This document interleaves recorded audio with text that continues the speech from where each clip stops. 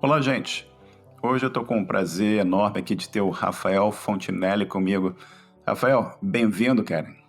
Opa, obrigado. Bom dia, boa tarde, boa noite aí para todo mundo. Obrigado aí, Marcelo, por me trazer aqui. Rafael, fala um pouquinho pra gente o que você faz hoje em dia. Então, Marcelo, hoje eu sou servidor do Tribunal de Justiça do Espírito Santo. Eu atuo na Secretaria de Tecnologia da Informação e também, no meu tempo vago, eu contribuo muito com o software livre em diversas áreas, como tradução, correção de bugs que eu venho encontrar e que eu consiga resolver, ou se eu não conseguir resolver, relatando. Então, eu acredito que, de forma bem resumida, são essas duas atuações que eu faço muito hoje. Certo. E conta um pouquinho pra gente como é que, voltando lá no passado, como é que você se interessou por computação? Bom, tecnologia foi uma coisa que eu sempre tive muito contato. Meu pai, principalmente, ele sempre gostou de tecnologia. Desde pequeno eu me lembro de um computador, alguma câmera, algumas coisas assim que não se via muito na época, né? Uma época que alguns equipamentos não eram um pouco mais caros assim e a gente teve essa oportunidade em razão da área que ele trabalhava. E eu me lembro muito bem, ficava jogando no computador. E aí era uma época, imagino que poucos vão se lembrar, mas que tinha um Windows 95 com pouquíssima memória RAM, pouquíssimo espaço de HD, e alguns jogos eles eram para DOS. Então, assim, se você tentasse jogar esse jogo no Windows, ele não funcionava porque ele falava que não tinha memória suficiente. E aí, com isso, eu arranjei uma solução, que era basicamente criar um disquete inicializável.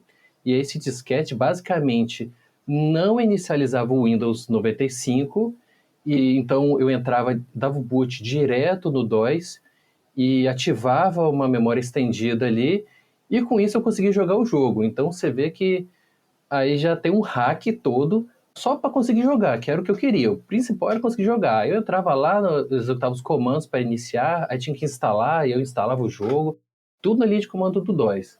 Então, esse aí foi o meu início, assim, com o jogo. Ali mais para frente, na hora de decidir o que eu ia seguir minha carreira profissional, eu acabei caindo para essa área de informática. E como é que foi o ensino básico para você até você chegar à universidade? Teve alguma coisa no ensino básico relacionada à informática, computação? Ou foi um ensino básico normal, sem exposição à informática? Certo. Eu fiz ensino fundamental e ensino médio normal, não foi técnico.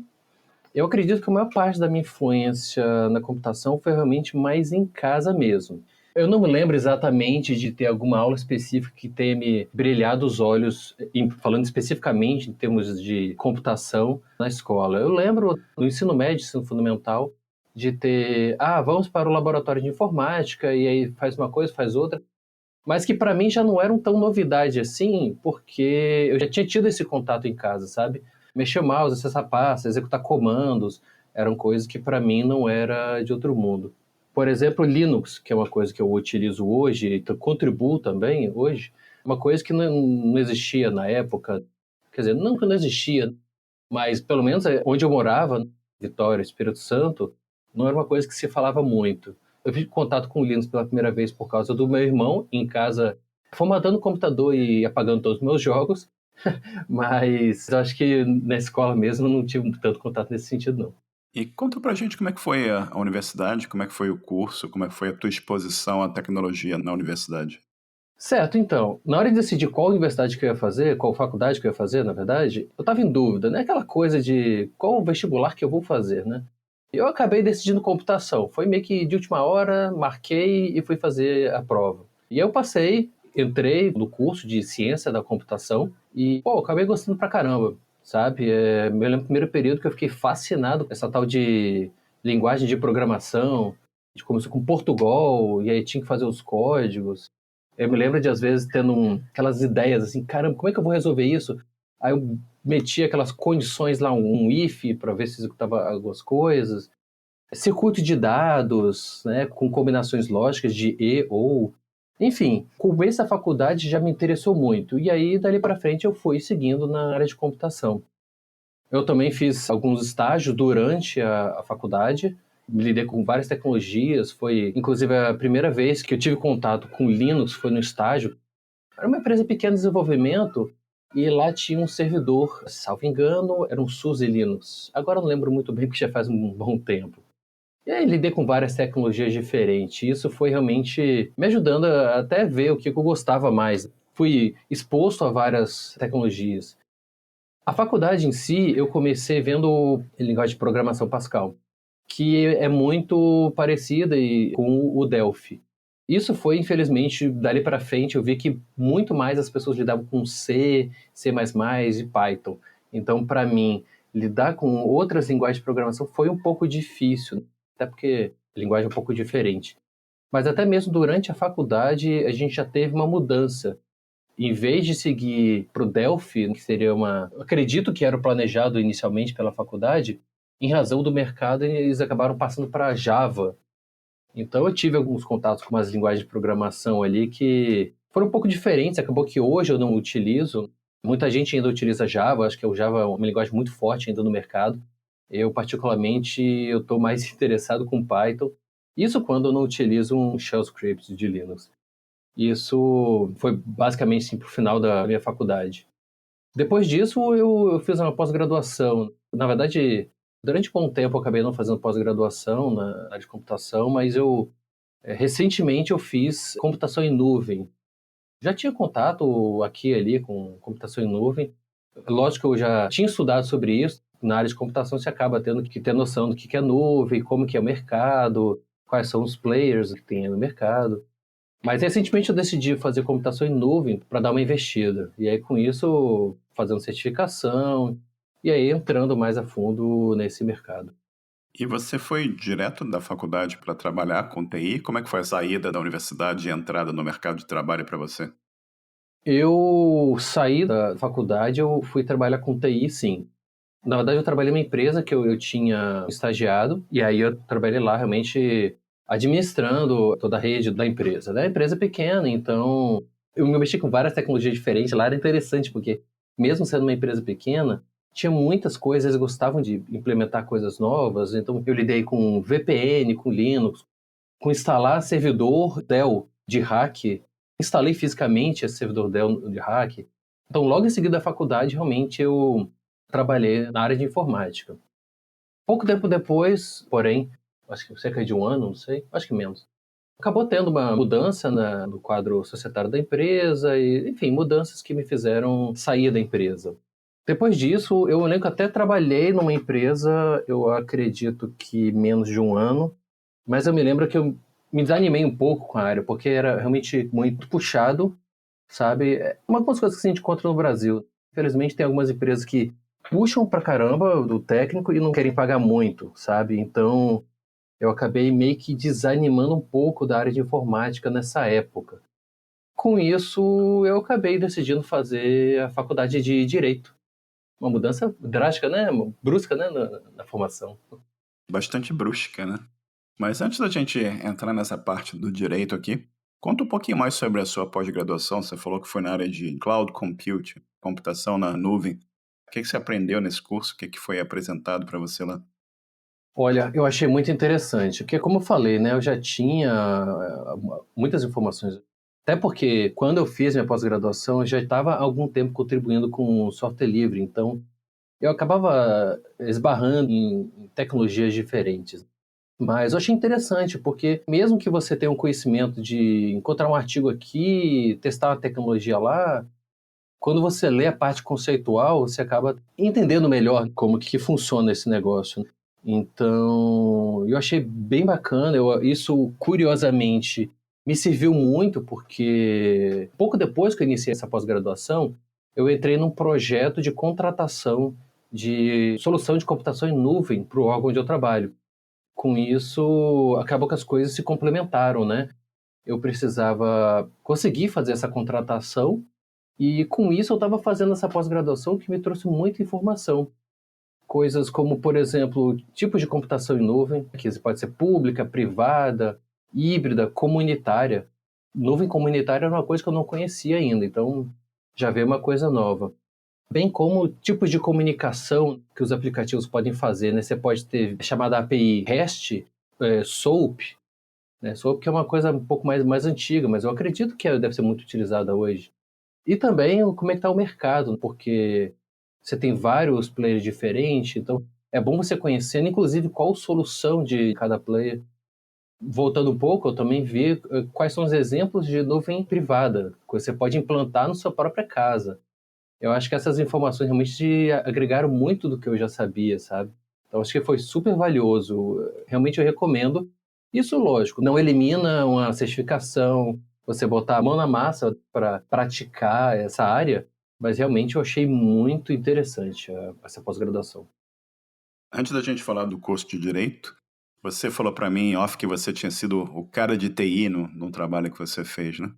Conta pra gente como é que era ser o cara de TI, que tipo de problema que você lidava no teu dia a dia. Beleza. Antes, para quem não sabe, né, quando eu falo cara de TI, eu tô me referindo àquele cara que tô com problema no computador, tô com problema aqui na impressora. É o cara que vai chegar, vai analisar, misturando conhecimento teórico e muito conhecimento prático ali, na experiência prática de, às vezes, gambiarra ou às vezes uma solução definitiva. Mas, e é isso aí eu fazia. Foi até recentemente, como eu falei, das duas funções que eu fazia no meu dia a dia, era o servidor e também o contribuidor de software livre, né?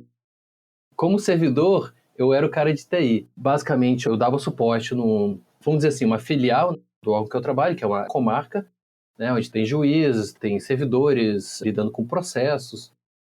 E aí, basicamente, tinha algum tipo de problema com a impressora, aí eles já falavam para mim, eu tinha que ir lá dar uma olhada ou orientar por telefone que seja.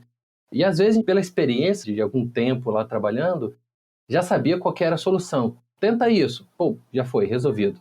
Outros era uma coisa um pouco mais complicada, e aí eu tinha que sentar lá, debugar, até conseguir achar a solução. A maioria das coisas já eram fáceis para mim no sentido de que eu já tinha noção de como resolver. Mas tinha umas coisas assim como certificado digital. O tal do token com certificado digital é uma coisa que é impressionante como que pode dar problema.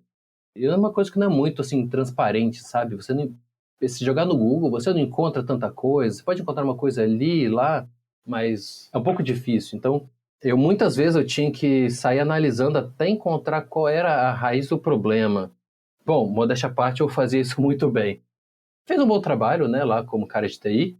Não me arrependo desse tempo, mas a verdade é que, contribuindo também com o software livre, eu acabei que eu me senti que eu estava meio que mais lá do que cá, sabe? Eu estava fazendo esse serviço porque, de certa forma, era tranquilo, porque eu dominava, e de outro lado, eu recebia para isso.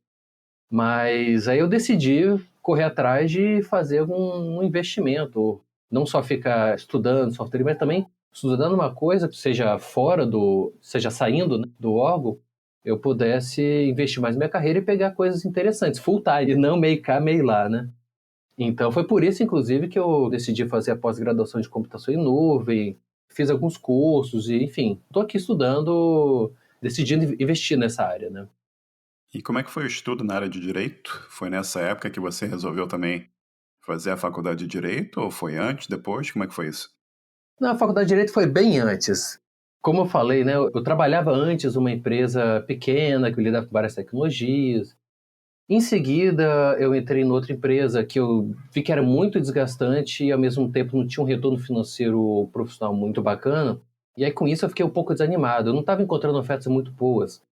Apesar de eu ter lidado com tecnologias, pô, super bacanas, sabe?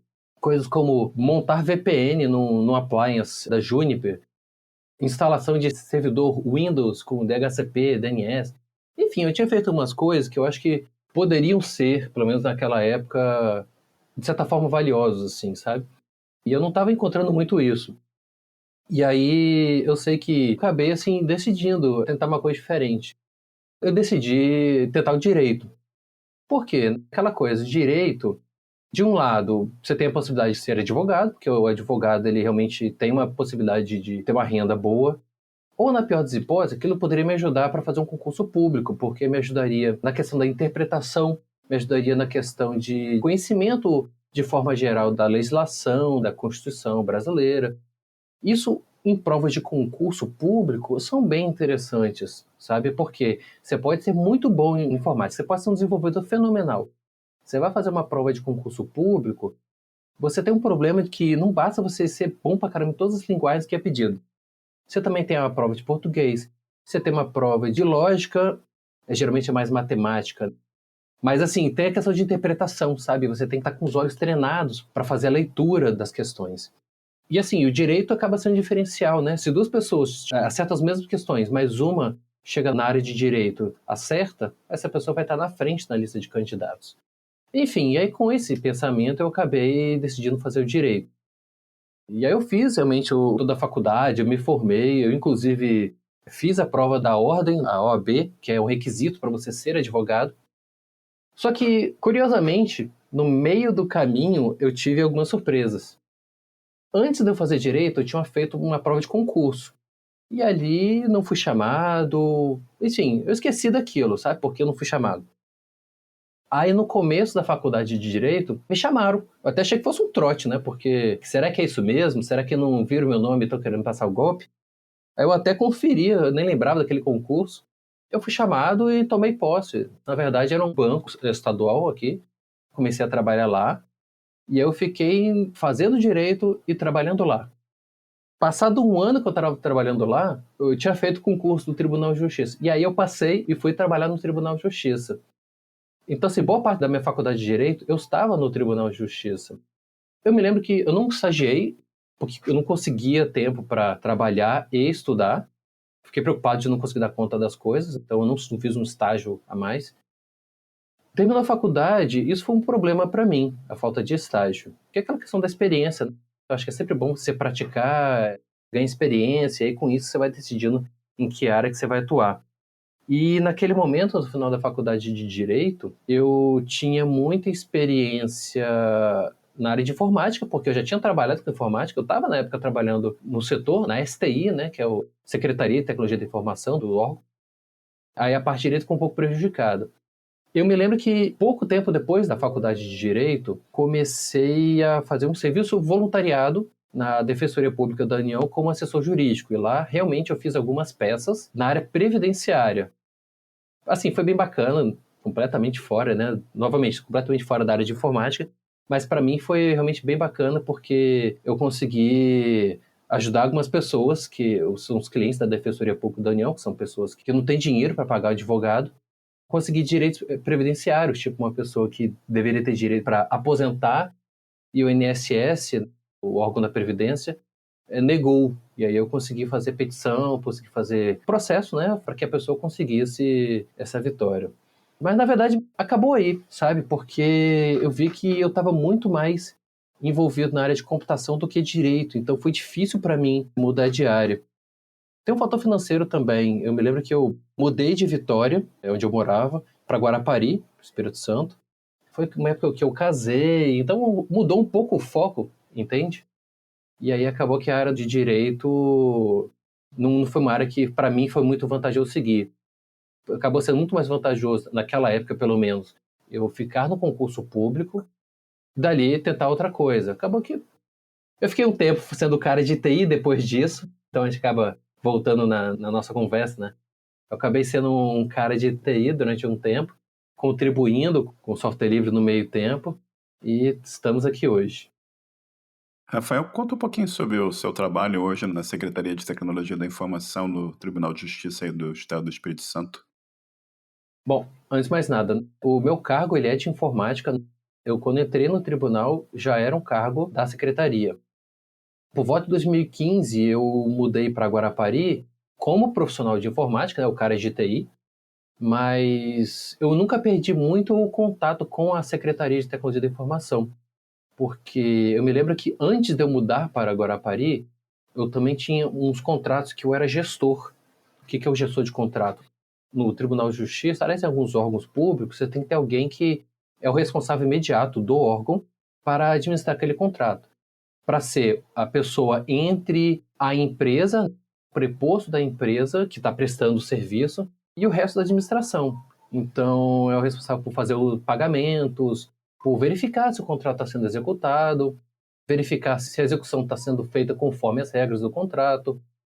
Curiosamente, a faculdade de Direito que eu fiz, de certa forma, me ajudou nessa parte, porque a gente está falando de uma coisa bem burocrática.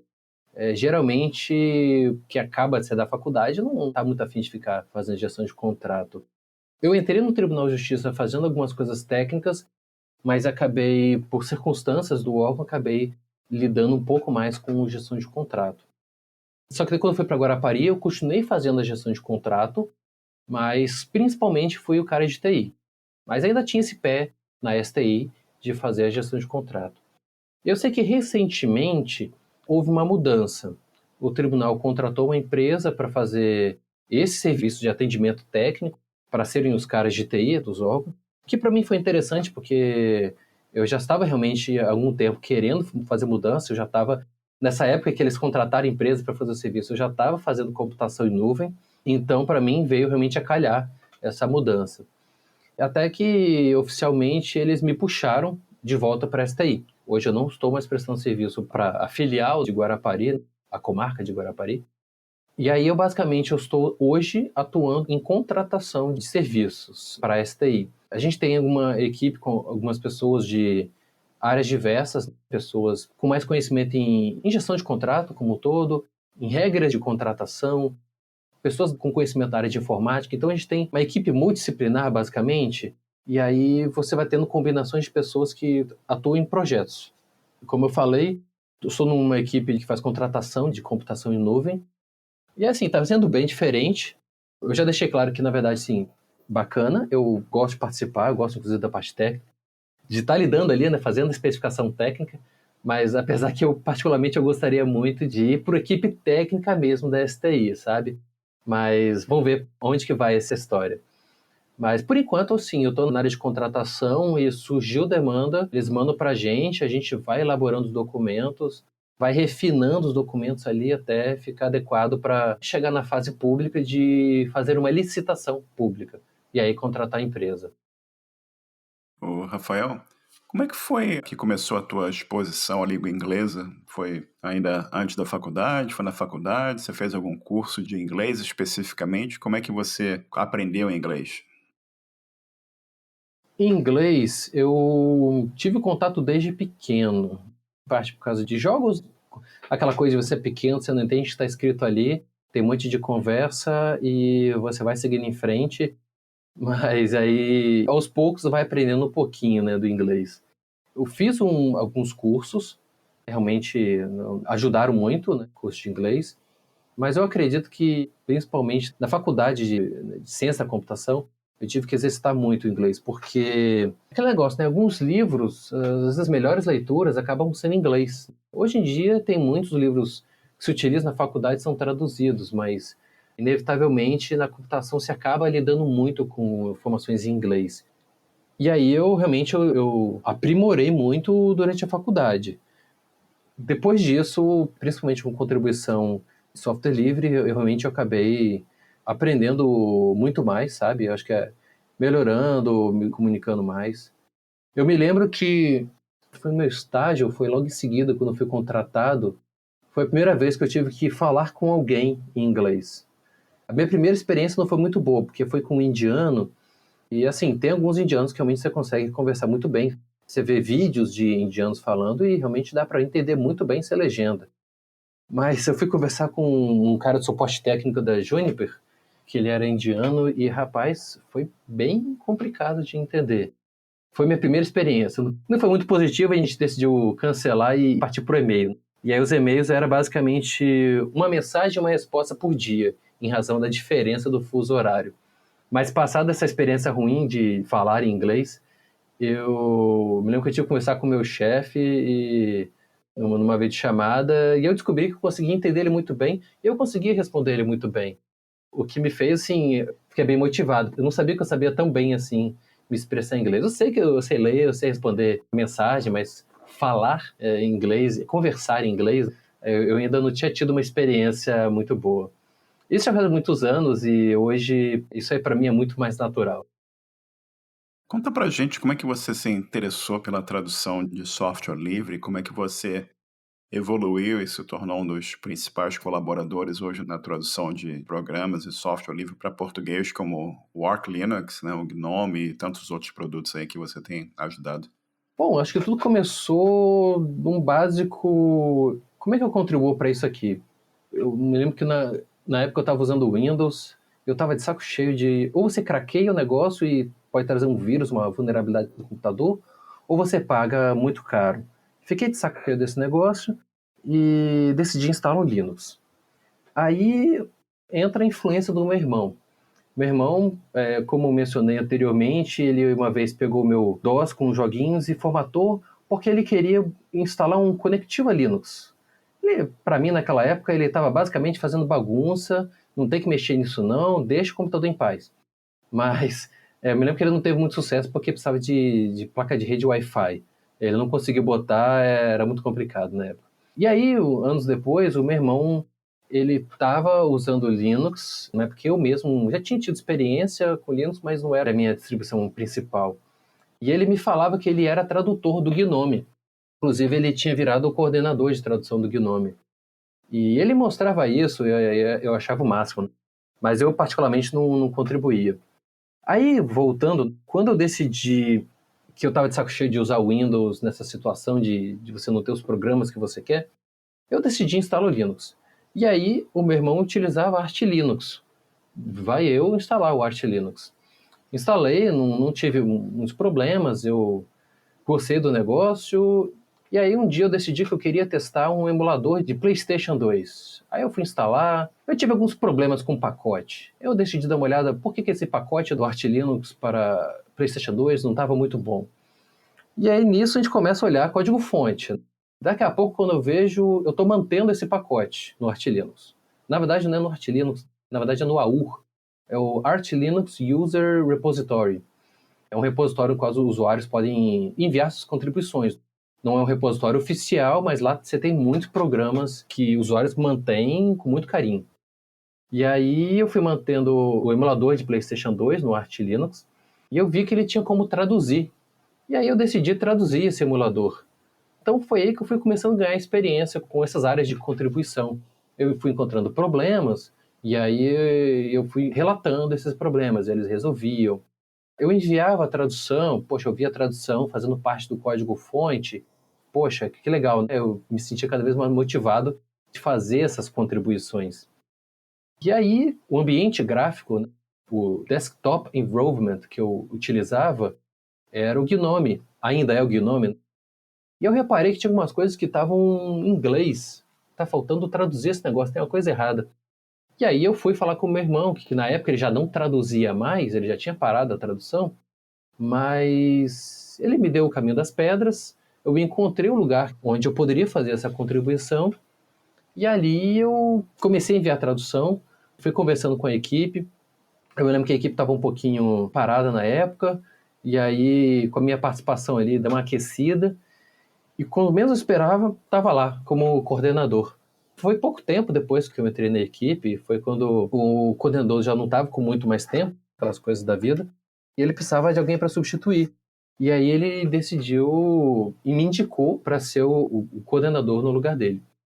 E é com isso, o pessoal fez uma votação e algumas pessoas estavam achando que, poxa, eu tinha acabado de entrar na equipe, esse cara acabou de entrar na equipe, ele vai ser o coordenador, será que ele nem tem experiência para isso? E aí decidiram que teriam dois coordenadores, tem eu e tem o Henrico. Nós dois figuramos hoje como coordenadores da equipe de tradução do Gnome. E aí, juntos, a gente realmente fez um ótimo trabalho, porque eu enviava a tradução, ele revisava, ele enviava a tradução, eu revisava. E aí, com isso, agora eu não vou lembrar de cabeça qual foi a versão que eu entrei, mas eu sei que foi a partir do Gnome 3, versão que mudou bem a interface gráfica do Gnome. Mas dali para frente, todas as versões saíam realmente bem traduzidas. Mas eu acabei não contribuindo apenas com o Gnome, que até hoje eu contribuo. Decidi contribuir com vários outros lugares que eu vi que eu conseguiria contribuir, que não seria para mim muito desgastante em termos de tempo, eu vi que eu tinha essa disponibilidade. Então eu fui contribuindo em várias áreas. Uma delas é no Arch Linux, que tem a Wiki, que é a fonte, a documentação principal do Arch Linux. Ela é muito utilizada em várias distribuições diferentes. Quer dizer, não distribuições, mas os usuários de outras distribuições acabam se baseando nas informações da wiki do Arch Linux, né? A gente chama de ArchWiki. E eu acabei contribuindo tanto com páginas em inglês, né? Eu criei uma página ou outra, fiz várias correções de informações, atualizações de informações no ArchWiki, mas como também eu fiz tradução de várias páginas no Artwiki. Hoje em dia eu não estou tão ativo assim, realmente é um negócio que eu vejo hoje que Artwiki gastaria muito tempo para manter, são muitas informações, muita coisa para manter, mas bateu a época que eu era o principal contribuidor de toda a Artwiki, né? Eu que fazia mais edições no Artwiki. Realmente eu consegui manter muitas páginas, ainda mantenho algumas, mas o tempo hoje está um pouco mais reduzido. Eu consegui também fazer um canal do Telegram para reunir pessoal que quer contribuir para o Artwiki. Isso acaba sendo realmente bem útil, né? Porque a gente troca informação e essas informações evita inconsistências, a pessoa tira dúvida. Mas também teve outros projetos, são vários. Por exemplo, a página do site do GNU. O site do GNU eu era coordenador, recentemente eu saí, mas eu basicamente traduzi, mantive, né, a tradução de boa parte do site do GNU. Teve outras pessoas assim que me ajudaram pra caramba revisando minhas traduções, avisando de erros de escrita que a gente deixava passar por acidente. Mas esse aí também era outra coisa que exigia muito tempo e eu acabei parando. Tem também a documentação do Python. A documentação do Python, eu me lembro que eu esbarrei na postagem do Marco Roget, não sei exatamente como se pronuncia, espero ter falado certo, mas ele chamando o pessoal para contribuir para a tradução da documentação do Python, e a gente conseguiu realmente avançar para caramba na tradução. Hoje, se você entrar no site da documentação do Python e ver algumas páginas traduzidas, verá que, sabe, que tem gente trabalhando ali. Tem várias outras ainda para traduzir. É trabalho pra caramba naquela documentação. Mas, assim, acho que as páginas principais, assim, sabe, a gente conseguiu deixar em boa qualidade, sabe? Tutorial, alguns módulos que são muito utilizados pelos desenvolvedores Python. Eu acho que isso é muito bacana, principalmente o tutorial do Python, uma coisa que, pô, traduzido ajuda pra caramba para as pessoas darem um primeiro passo para aprender programação. Porque é aquele negócio. A tradução tem sua importância, que se a pessoa não sabe inglês, pelo menos a pessoa consegue programar, se tiver traduzido. O tradutor de máquina, tradutor automático, Machine Translator, tipo o Google Translate, muitos outros, eles estão ficando cada vez melhores e eu fico muito feliz com isso. Mas ainda me lembro que até um tempo atrás saíram umas traduções bizarras. Ultimamente o Google Translate está muito bom, você tem alguns tradutores que são muito bons, mas há um tempo atrás era absurdo, a tradução era inaceitável na área de informática. Rafael, tanta coisa assim sendo traduzida. Pessoal que sabe inglês, que entende tecnologia, também usa muito dessas ferramentas que você está mencionando aqui. O que essas pessoas podem fazer para ajudar? Como é que elas devem se aproximar de você, da comunidade, para tentar participar e ajudar também com tradução? Ótima pergunta, Marcelo. Nem todo mundo tem tempo e disponibilidade para contribuir com a tradução. Então, o que eu falo com as pessoas é o mais básico. Mesmo se não souber inglês, é só relatar o erro.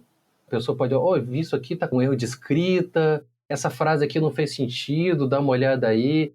É só relatar para o tradutor, relatar no canal, enfim. Se for uma tradução que eu fiz, pode falar comigo diretamente. Eu vejo pessoas às vezes mandando no canal do Gnome, no canal do Artlinux. Às vezes as pessoas jogam isso aí, aqui parece que está escrito errado, com quem que eu vejo? E as pessoas já sabem, as pessoas já vão te indicar para o grupo, para a página da equipe de tradução, ou às vezes falar, por exemplo, muitas pessoas mandam direto para mim, quando eles sabem que é uma tradução que eu contribuo. Mas quem sabe inglês, poxa, se puder parar ali um pouco para traduzir, será muito bem-vindo. Não é exigido muito conhecimento técnico. Na verdade, muitos contribuidores de tradução, eles nem são da área de informática. Então, assim, quem é da área de desenvolvimento, que sabe inglês, não só desenvolvimento, mas quem é da área de TI, que sabe inglês, é muito fácil pegar as informações iniciais e começar a traduzir. A maioria das traduções que eu participo, elas se utiliza uma ferramenta, um programa gráfico, que é um editor de texto gráfico especializado para tradução, que você olha a mensagem original, que é uma mensagem em inglês, e você tem um campo de tradução, e lá você escreve a tradução. E às vezes pequenas contribuições assim podem garantir que a gente tenha um programa 100% traduzido. O que eu recomendo para essas pessoas que estão interessadas em contribuir com tradução, basicamente, entre em contato com a equipe de tradução, às vezes tem uma plataforma específica de tradução, existem várias, então cada projeto tem a sua. O Gnome tem a Damned Lies, Depois eu mando o endereço, mas é basicamente uma plataforma específica do Gnome e lá correm todas as traduções do Gnome. Outros projetos utilizam WebLay, Transifex. Então são plataformas de tradução e basta o cara entrar lá e fazer a contribuição. Às vezes ele encontrou um erro na tradução, em vez de falar com alguém, pode entrar, se inscrever e já fazer a contribuição. Acabou. Daqui a pouco, essa contribuição vai estar publicada no programa, na página, na documentação que você utiliza. E você está contribuindo, você vai ter esse retorno, mas todo mundo também vai ter esse retorno. Uma pessoa que não tem o conhecimento de inglês vai ter esse retorno. Recomendo muito correr atrás e fazer a sua parte na contribuição. E, Rafael, recentemente você começou também a colaborar com o Free Code Camp. Acho que você está trabalhando lá com o Daniel Rose e o Thiago também e outros para ajudar na tradução dos artigos e do programa de treinamento lá do Free Code Camp, correto? Exatamente. Isso aí, em parte, é culpa sua. Você mencionou, falou, conhece o Daniel Rosa, conhece o Free Code Camp? Eu falei, rapaz, o que é isso? Eu fui olhar isso e eu achei muito interessante. Eu acho fantástico a ideia. Porque é um site livre, tudo gratuito lá, você não paga nada, é público, não tem que ficar se inscrevendo. E você tem currículos, como eles chamam, que são áreas de atuação. Então você tem análise de dados em Python, você tem programação web, diversas coisas. Tem um currículo específico de entrevista com código. Então você tem muita informação muito interessante ali, que uma vez você entrando ali, tem várias aulas. E nas aulas tem vídeos de YouTube, tem artigos que são publicados na página Free Code Camp. E lógico, as publicações são feitas em inglês, os vídeos e os artigos. E aí entra o trabalho dos tradutores. Daniel Rosa é o cara que faz a coordenação da equipe português. E aí ele realmente dá uma orientação muito bacana no início. Eu me cadastrei lá para receber informações e ele me chamou para conversar. A gente bateu um papo ali, ele me explicou, perguntou como que eu pretendia contribuir. E aí ele me deu toda a orientação inicial para começar a contribuir lá na plataforma. E aí são também traduções não muito complicadas, mas que ajudam você a aprender no processo. Então, os artigos é como se fosse uma publicação no blog. Você tem todo um texto, você pega esse texto que está em inglês e você vai escrevendo em português, ajustando. E com isso, hoje já tem sim, centenas de artigos em português. E caminhando rápido. O Thiago mesmo, que você mencionou, o cara é um monstro. Eu estou todo dia ali, estou seguindo a conta do Twitter do Free Code Camp em português e todo dia está saindo uma publicação traduzida do Thiago.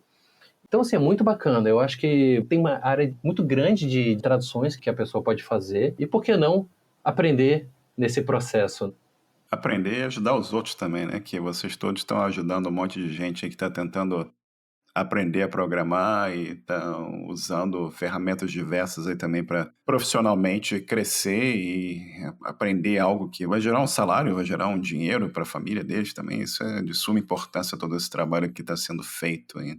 E você mencionou para mim também que você tem feito alguma coisa com relação a patches para corrigir problemas e que você também faz automação de fluxo usando CI/CD.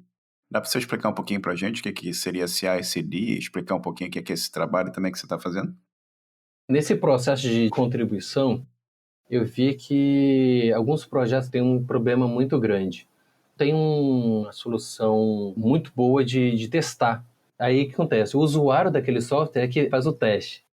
Lógico, o desenvolvedor pode testar, mas acaba deixando passar um bug aqui ou ali. E nesse cenário que entra o CI/CD. CI/CD é a abreviação para entrega contínua e implantação contínua. Em inglês é Continuous Integration, Continuous Deployment.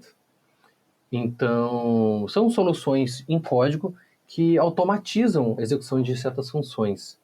Então, você pode, por exemplo, na hora que sai um commit, o desenvolvedor fez uma alteração no código, fez o commit daquela alteração e publicou, por exemplo, para o GitHub ou GitLab, ele pode automaticamente executar um pipeline, né, que é um fluxo onde várias instruções são executadas, e esse pipeline ele vai fazer os testes que foi programado.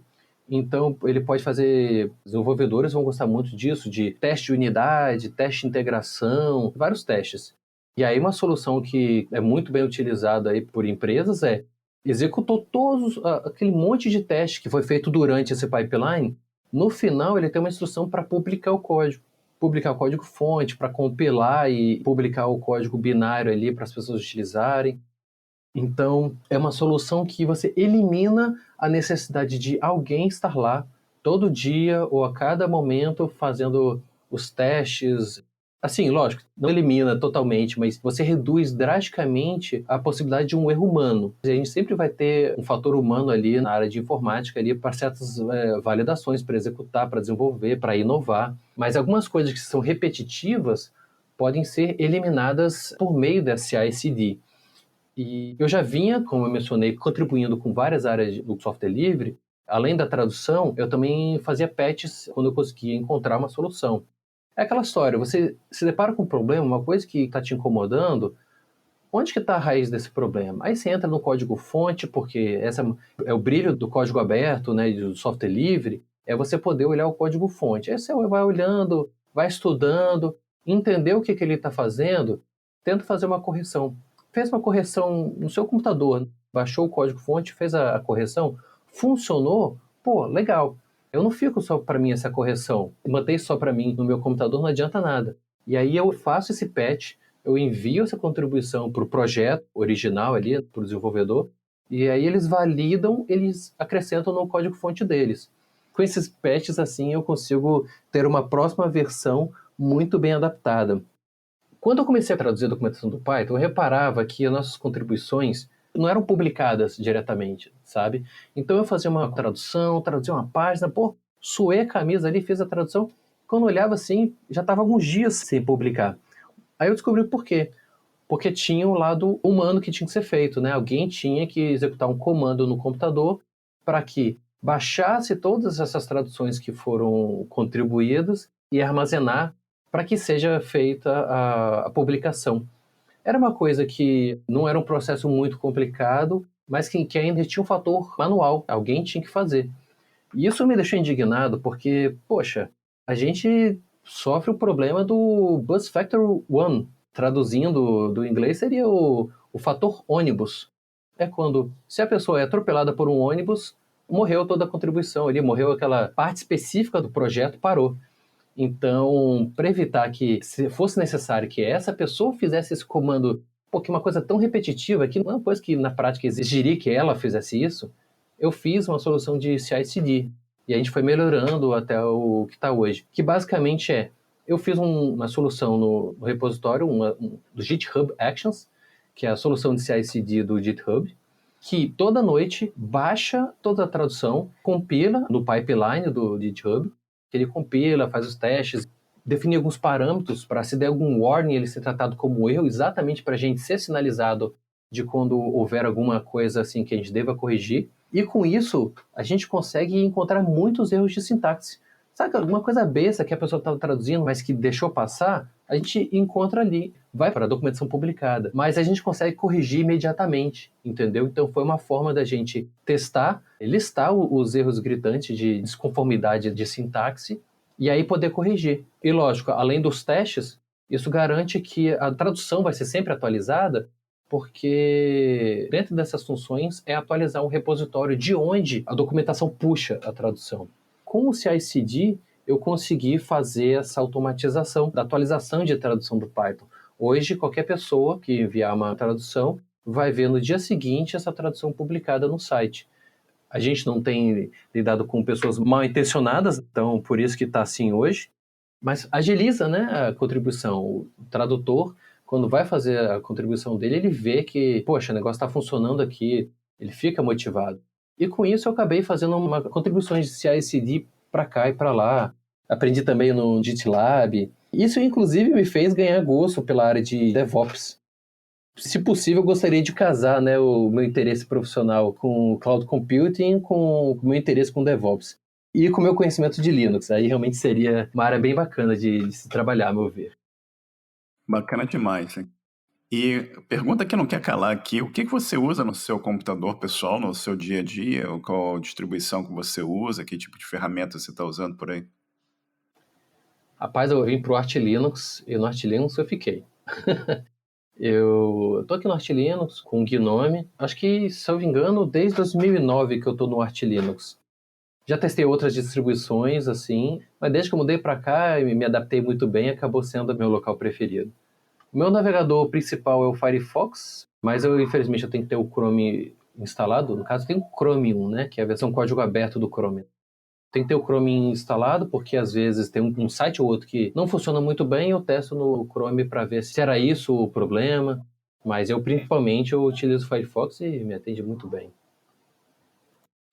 O que que você admira na área de tecnologia que não é o que você trabalha hoje, mas que você gostaria eventualmente de poder ter uma chance de trabalhar? Olha, eu acredito que, até já mencionei, o DevOps é uma área que eu gosto muito, sabe? Eu vejo as pessoas implementando soluções, principalmente a nível empresarial, que eu acho muito bacana. Se tivesse oportunidade de implementar, talvez no órgão onde eu trabalho, seria muito legal, mas hoje isso ainda não é a realidade. Eu vejo alguns desenvolvedores no Gnome que eu acho muito bacana, sabe, o que eles fazem. A área de desenvolvimento, de forma geral, não é uma área que, assim, que bateu muito com o meu jeito, sabe? Mas eu vejo o pessoal fazendo assim, eu acho muito legal. Você pega um exemplo, por exemplo, Jorge Stravacas. Ele participou aqui do seu podcast. Ele veio um tempo atrás, foi assim, inclusive, que eu e você conversamos pela primeira vez. E o Jorge, ele começou contribuindo com a tradução no Gnome. Uma coisa foi levando a outra e hoje ele é um dos principais desenvolvedores do Gnome, mantendo uma tonelada de programas que são fundamentais para todo mundo que utiliza, sabe? Ou até mesmo para outras pessoas que utilizam outros ambientes, que acabam utilizando o programa ou uma biblioteca do Gnome. Então, eu acho que são essas duas áreas aí, DevOps e desenvolvimento do Gnome. Perfeito. E o Jorge foi no episódio 63, conversou comigo também, muito bacana. E, cara, o que você recomendaria hoje para as pessoas que estão começando e querem seguir uma carreira na área de tecnologia? Acredito que o inglês é um fator importante, apesar de não ser o principal. Eu vejo muitas histórias de pessoas que não sabiam muito bem o inglês, mas foram aquele negócio. A pessoa vai estudando, aprimora na parte técnica, e com isso o inglês vai sendo aos poucos. Então, assim, o inglês acho que é um fator importante, mas não considero como o principal. Agora, eu acho que o principal é a pessoa encontrar a área que gosta e correr atrás. Dificuldades e os obstáculos sempre aparecem, mas assim, quando a pessoa vai conversando com as pessoas, vai pedindo ajuda, vai lendo, vai praticando, a pessoa realmente consegue ir a qualquer lugar, sabe? Fora do Brasil, dentro do Brasil, consegue ir para qualquer lugar e para qualquer área. É só realmente focar, estudar, praticar e mandar bala. E vai melhorando o inglês nesse meio tempo. Tem alguma pergunta aqui que eu não fiz até agora e que você gostaria que eu tivesse feito? Nada me vem à cabeça. Certo, perfeito. E planos para o futuro? Plano futuro é investir na cloud computing. Estou fazendo algumas certificações, né? Eu já sou certificado na AWS Cloud Practitioner Certified. E eu estou estudando agora para Architect Solutions na AWS. Então é isso aí, o meu foco está sendo combinar as coisas. Eu não estou largando contribuição, mas eu quero tentar aproveitar as áreas, sabe? Fazer uma convergência, de forma que eu consiga tanto atuar nessa área mais que muitas vezes tem relação com o desenvolvimento, que eu já mencionei que eu gosto, quanto tem a ver muito com Linux, porque não adianta você saber mexer em computação em nuvem quando você não sabe básico de Linux, você acaba esbarrando em alguns obstáculos ali complicados. E vamos seguir em frente, vendo aonde que vai levar. Você tem alguma dica de livro, música, filme, jogos, o que seja que você queira recomendar aqui para a nossa audiência? Bom, jogo, eu não sou um cara de jogar muito hoje em dia.